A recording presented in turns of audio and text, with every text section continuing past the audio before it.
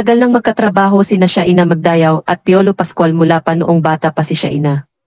Nabahagi ni Shaina na si Piolo ang kanyang kauna-unahang leading man sa isang serye at pelikula, at siya rin ang kanyang kauna-unahang kaeksena sa love scene at kissing scene.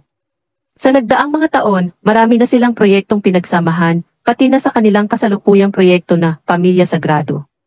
Sa panahon na lumipas, napansin ni Shaina ang pagbabago at pag-unlad ni Piolo bilang isang aktor.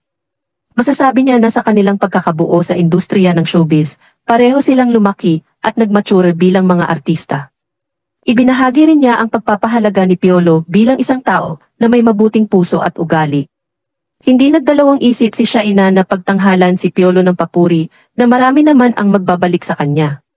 Kahit may mga nagbabalitaan na may espesyal na ugnayan sina Shaina at Piolo, mariing itinanggi ni Shaina ang anumang romantic na aspeto sa kanilang relasyon.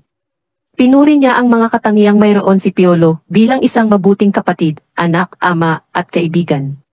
Sinabi niya na kahit sino sa kanilang husay at kagandahang loob, maantig sa kabutihan ni Piolo.